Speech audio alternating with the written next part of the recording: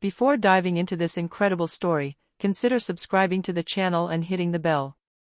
Every story here has something to say, and you won't want to miss a single one. My name is Samantha Collins. When I think back to that night, I still get chills running through my body. That night marked the end of one life, and the beginning of another. I never imagined everything could change so dramatically, in just a few hours. I was a 24-year-old woman, 8 months pregnant, abandoned, alone, and homeless. And yet, deep down, I was still full of hope. Naive, perhaps. Blinded by love, surely. It all started with a betrayal. The one that shakes the very foundations of your existence. David and I had been together for almost 3 years. I met him at university, at a party with friends. He was funny, charming, a bit rebellious, with a smile that could melt anyone's heart. We quickly became inseparable. I saw my future in him. We talked about marriage, traveling, and plans together. We made grand plans, like all young lovers. When I got pregnant, it was a surprise, yes, but I welcomed it with joy. I thought this baby would be the cement of our love. I already imagined him caressing my belly, talking to our unborn child, preparing the room together, choosing names in hushed voices, late at night, snuggled up against each other. But I was seriously mistaken. As soon as I announced my pregnancy, I saw his expression change. A glimmer of anxiety, almost panic, had settled in his eyes. At first, he pretended to be happy, he even kissed me and whispered that everything would be okay. But as the weeks passed, he grew more distant. He spent less and less time at home. He came home late, sometimes drunk. The arguments became frequent. He said he felt trapped, a prisoner of a life he hadn't chosen. Every time I put my hand on my stomach, he looked away, as if the vision of this unborn child was suffocating him. "I'm not ready for this, Samantha," he repeated, his voice cold. "I need air, freedom. I don't want to become that guy stuck with a baby and a wife." I tried to reassure him, to talk to him, to revive what we had built. But the more I tried, the more cruel he became. He humiliated me, accused me of having deliberately sabotaged his life. One evening, he even dared to spit. "You did it on purpose, didn't you? You wanted to trap me." I felt betrayed, hurt, devastated. But I still loved him, despite everything. I was willing to endure anything for him to stay. Then, one freezing January night, everything changed. We had an incredibly violent argument. The words flew out, sharp as razor blades. I cried, begging him not to leave me in this state. My stomach was so heavy, each contraction reminded me of the urgency of the situation. But he showed no mercy. He stood up abruptly, furious, his eyes bloodshot with rage. With a brutal gesture, he opened the door and yelled at me. "Leave. I don't want to see you here anymore. You were a mistake, Samantha. A huge mistake." I stood there, frozen, unable to move. I hoped he'd regret it, that he'd hold me back. But he grabbed a plastic bag and threw some of my clothes inside, haphazardly, without even noticing what he was taking. He grabbed my coat and threw it in my face.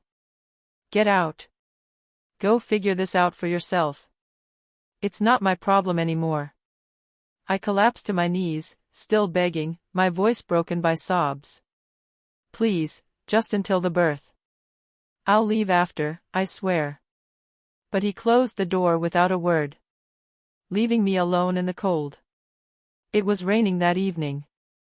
A fine, icy rain that seeped in everywhere. I stood by the door for a long time, unable to believe that this was really happening to me. Then I walked aimlessly through the pouring rain, my hair soaked, my clothes sticking to my skin, my stomach aching. I had nowhere to go. My parents had died in a car accident when I was 17. I no longer had any family, no friends close enough to take me in. Even the colleagues I had known before I had to stop working no longer responded to my messages. I had become invisible, a pregnant woman without a roof over my head, without resources, and without hope. I wandered for a long time through the deserted streets of Greenfield, the small Massachusetts town I once called home. But tonight, it felt hostile, icy, and foreign. The wind rushed through the alleys, biting at my skin and seeping under my sodden clothes. Each gust of wind lifted my too light dress, exposing my bare legs to the scratches of the cold. My legs felt heavy, swollen from pregnancy. My feet, swollen to the point where my shoes creaked, burned with every step. Every movement was excruciating pain. My back ached, my hips felt as if they might dislocate under the weight of my belly. And yet, I kept moving forward, aimlessly, because stopping would have been worse. I walked through the fog, haggard, staggering, tears mingling with the icy rain that trickled down my face. I no longer had the strength to truly cry, only muffled moans came from my throat, like prayers without an echo. After long hours wandering under the pale streetlights, I collapsed near an old, abandoned fountain in the heart of the municipal park, the place I once knew for its picnics and summer walks. Everything seemed so distant, almost unreal. The fountain, once full of life, no longer flowed. Its basin was filled with dead leaves and stagnant water. I collapsed onto a stone bench, curled up, trying as best I could to cover myself with my thin coat. My plastic bag, containing the few belongings he had left me, lay at my feet. The cold was eating away at me. My hands were shaking, my lips were blue. The pain of contractions was beginning to be felt, dull cramps that came in waves, waking me with a start in the middle of the night. But I prayed, my face buried in my hands, that labor wouldn't start now. Not here, not like this, I begged quietly, my voice breaking. I knew that if labor started under these conditions, I wouldn't survive. Neither I nor my baby. During the day it was even worse. Passers-by passed by without stopping, casting me accusing or disdainful glances. Some looked away, embarrassed, quickening their pace as if my mere presence were contagious. Others, less discreet, murmured as they stared at me. Look at her, another irresponsible person. She must have gotten pregnant by some guy who disappeared. Serves her right. These girls never think. Their words pierced me harder than the wind. Each sentence was a slap in the face. But I no longer had the strength to respond, or even to raise my head. I was too tired, too exhausted to defend myself. To survive, I scavenged through the park's trash cans, looking for something to assuage my gnawing hunger. Sometimes I found a half-rotten apple, a still edible crust of bread, or an abandoned cup containing the remains of cold coffee.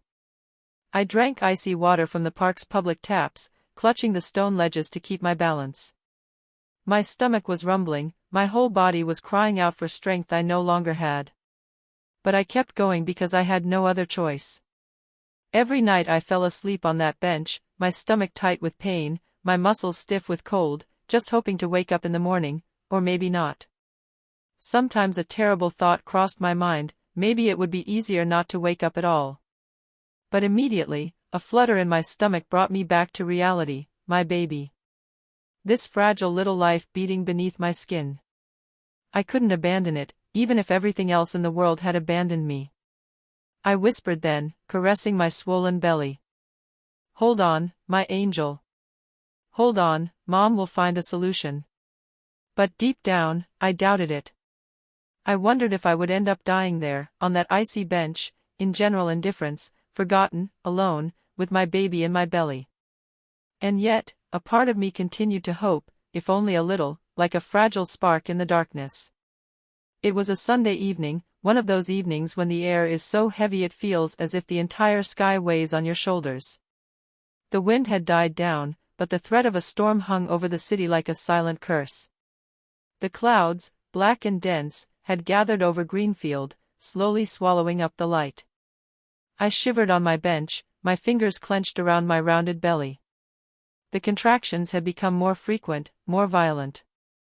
Each time they came, they took my breath away, leaving me panting, tears in my eyes. I felt my body betraying me, slowly sliding toward the point of no return. I knew I wouldn't last much longer. I rocked back and forth, trying to calm the pain, to control my breathing as I'd been taught in the books I'd read in secret, alone, months earlier. But it wasn't enough anymore. Fear was taking over, eating away at me. I no longer had any control over what was happening. Then, as a particularly brutal contraction doubled me over, forcing a moan from me that I couldn't hold back, I felt a presence. First, an indistinct shadow moved forward in the gloom of the park. My heart raced. I clutched my coat tighter, panicking that it was a man with bad intentions. My eyes searched for a way out, but my legs couldn't move. The figure approached slowly, without any sudden movements. In the flickering light of the street lamp, I made out an elderly man. Tall, thin, bent with age, he wore a worn coat and a misshapen felt hat. His grizzled beard, thick and untrimmed, contrasted with the gentleness of his eyes. He stopped a few steps away from me. His gaze was filled with sadness, but also with a strange, almost unreal kindness in this setting of despair. "My dear. You can't stay here, not in this state," he said in a deep but gentle voice, a breath of compassion in the freezing night. I sat up abruptly, gasping for breath, terrified. "Leave me alone, please," I stammered, my throat tight with fear. My voice was shaking as much as my hands. But he didn't turn away, nor was he offended, nor did he threaten me. Instead, he slowly removed a rolled-up wool blanket from under his arm and, with measured gestures, gently placed it on my shoulders. The sudden heat almost made me cry. "My name is George Whittaker," he said, holding his hands clearly visible in front of him so as not to scare me further. "I'm not going to hurt you. I promise. I just want to help you. You're in danger, and so is your baby." His voice held a disarming sincerity. He spoke with that calm tone of voice, that of men who have known too much pain to waste time on pretense. I looked at him, hesitant, oscillating between distrust and hope. My mind screamed to run away, to trust no one. But the pain tearing at my stomach, the fatigue accumulated over the days, the hunger, the cold, everything pulled me towards him, like a last resort. I had no more strength. His house was only a few blocks from the park, but every step there seemed like a mountain climb. My legs were so weak that I struggled to move forward, leaning entirely on George, who didn't say a word too much. The night seemed to close in around us, heavy, but his presence, firm and reassuring, created a small circle of safety in the darkness. When we arrived in front of his house, I looked up at the building. It was an old wooden house, with a quaint charm, its porch creaking with age. The weather-faded shutters and peeling paint told decades of silent stories. The yellow light filtering through the curtains gave the place a feeling of refuge. He opened the door, and a gentle warmth immediately enveloped me, a stark contrast to the biting cold outside. A sweet scent hung in the air, a mixture of cinnamon, wood, and something reassuring, almost maternal. The scent hit me right in the heart, reviving childhood memories, ones I'd thought forgotten. I entered silently, still trembling, my legs swaying. George led me to a small living room where a fire crackled in the fireplace, casting dancing shadows on the walls covered with shelves filled with books and antique frames. Without a word, he helped me remove my soaked coat and led me to a ground-floor bedroom. The room was modest but impeccably kept. The walls were painted in soft hues, and the bed, covered with a handmade patchwork blanket, seemed to invite me to surrender. On the bedside table, an old lamp cast a dim light, and a worn but comfortable wicker armchair stood by the window. George disappeared for a few moments, then returned with a steaming cup. "Here," he said softly, handing me the cup. "Chamomile and cinnamon tea. My daughter loved making this tea." He paused for a moment, as if to gather his memories, his gaze darkening, but without losing its gentleness. "Her name was Emily," he continued, his voice hoarse with emotion. "She left 10 years ago. She was pregnant, 8 months, like you. A drunk driver mowed her down as she was walking home one winter evening. Since then, I've lived here alone, with her memory."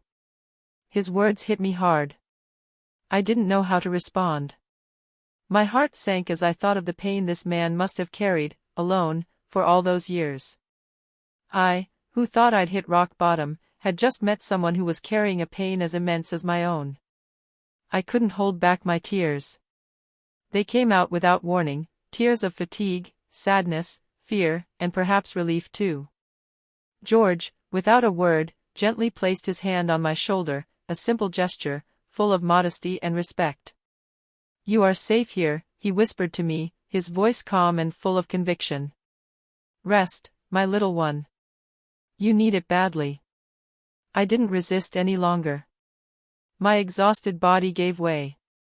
I collapsed onto the bed, still dressed, the cup of tea beside me. I curled up under the patchwork blanket, wrapping myself in its comforting warmth, my eyes still misty with tears. But the night was short. I had barely fallen into a half-sleep state when the contractions returned, this time much stronger, much closer together. A searing pain shot through me, waking me with a start. I screamed without realizing it, panic overwhelming me. George ran over, immediately alert. "Breathe, breathe slowly," he ordered, his voice firm but reassuring. "Hold on, I'll get help." He rushed to the phone and dialed an emergency number, calmly explaining the situation. A few minutes later, a woman in her 60s arrived, breathless but determined, carrying a large briefcase. Margaret Lewis, retired midwife, she introduced herself with a reassuring smile. "Don't worry, I'm here." Margaret had sure gestures and a soft voice, the kind of voice that has witnessed the birth of hundreds of lives. With George, she prepared the room with impressive efficiency, laying out clean sheets, heating water, and preparing towels. She leaned towards me, taking my hand. "Samantha, listen to me. Everything is going to be okay. You are strong, and you are going to deliver this baby." I was no longer able to respond, overwhelmed by the pain. The contractions were tearing at me, leaving me breathless, but their voices helped me stay grounded, to maintain some semblance of control. Margaret guided me, teaching me how to breathe, how to push at the right moment, how to relax my muscles between waves of pain. George, meanwhile, stayed close, holding my hand, encouraging me with a gentleness I would never have imagined coming from a man I hadn't met until the day before.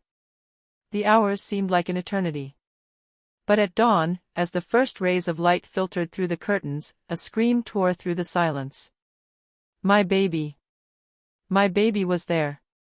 Margaret handed me the tiny little creature, covered in a thin, warm, slippery white layer, which was giving its first cries of life. I hugged her, my heart about to burst, uncontrollable sobs racking my entire body. "It's a girl," Margaret whispered to me, smiling.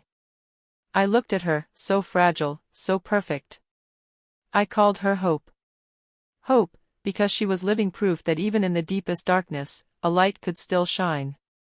George, standing by the bed with misty eyes, watched the scene without daring to approach. But Margaret gave him an encouraging look. He approached, his hands trembling, and took Hope in his arms with infinite delicacy, as if he were holding a sacred treasure. He whispered, his voice breaking with emotion, as he looked down at her sleeping little face. "She's gorgeous, absolutely gorgeous." At that moment, I saw something extraordinary in his eyes, a light, a pure tenderness, that of a man who had also just been reborn. And in that room, filled with tears, warmth and hope, 3 lives had just been linked forever. I stayed with George for several weeks. The days passed, and never once did he ask me to leave. Not a hint, not a sigh of impatience. On the contrary, he treated me with a patience and gentleness that overwhelmed me. At first, I found it hard to let my guard down. After everything I'd been through, I'd built walls around myself so high I doubted I'd ever be able to tear them down. But George, without ever forcing it, let me breathe. He didn't expect anything in return, just being there, present, solid, like an old oak tree rooted in the storm. He helped me regain my self-confidence, little by little. Every morning, he prepared a simple but comforting breakfast, which we shared in his light-filled kitchen. He cared for Hope as if it were the most natural thing in the world, rocking her with infinite tenderness, humming forgotten melodies from his childhood. Little by little, between 2 cups of coffee and evenings spent by the fire, I discovered that this discreet and reserved man was not just an old man with a broken heart. George had been a doctor his entire life. a man respected throughout Greenfield. For more than 40 years, he had treated, consoled, and saved, never asking for more than the sincere gratitude of those he helped. The photographs hanging in his living room told the story of this life of commitment, black and white snapshots of hospitals, of deceased colleagues, of ceremonies where he received honors.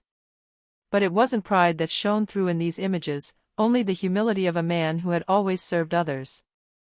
One evening, while Hope was sleeping peacefully in the old crib he had repaired with his own hands, George handed me a brochure. "I know life hasn't been kind to you, Samantha," he said softly. "But you are strong. Stronger than you think. You can take back control of your life, for yourself, and for your daughter." The brochure talked about training for young mothers, social assistance, and evening classes. "You could go back to school and get a degree," he encouraged me, his eyes sparkling with hope. "I'm sure you could accomplish great things." I looked at him in disbelief. And Hope?" I whispered, my throat tight. "Who will take care of her while I study?" He smiled, a smile that erased all my fears. "I'm retired, you know. And I don't think this house has ever been so lively as since you moved in. I'd be happy to look after it." In the following weeks, I took the plunge. I returned to school, shaky at first, unsure of myself, but encouraged by George every step of the way.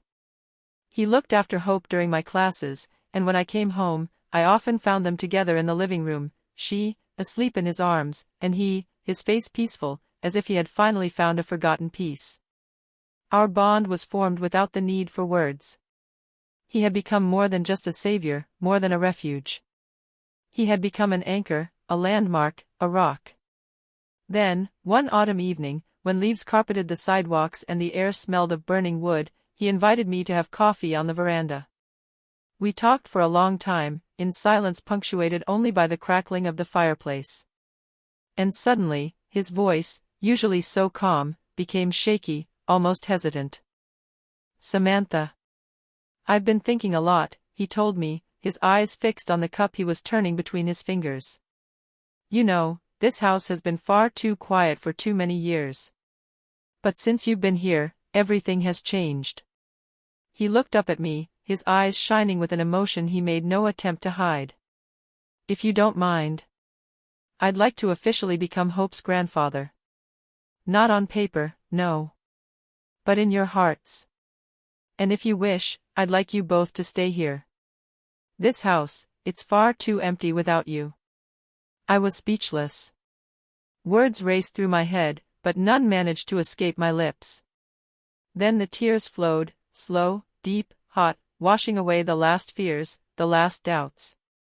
I broke down in tears, overcome with emotion, and whispered to him, my voice cracking with happiness. "Yes. Yes, George. Thank you. Thank you for everything." That night, we sealed something stronger than blood ties. He became our family, an unshakable pillar. Today, 10 years have passed. I'm a registered nurse, proud to wear this white coat and, in turn, help those who are suffering. Every day, as I look in the mirror, I see the woman I've become, stronger, freer, more whole. Hope is a radiant little girl, full of life, with a contagious smile, who runs through the corridors of this old house now full of laughter and happy memories. She calls George, Grandpa George, with boundless affection, as if he's always been there, as if he's always been part of our story. And, in a way, it's true. He's always been there, when we needed him most. George still lives with us, in this house where so many tears and joys have mingled. Every day, he sits in the old wicker chair, with Hope on his lap, telling her stories, teaching her the secrets of the garden, and imparting the quiet wisdom that makes him an exceptional man. And me. I now know that sometimes, angels don't wear wings or halos. Their name is George. They wear worn coats and rough hands, and they appear on a rainy evening to change the course of our lives forever.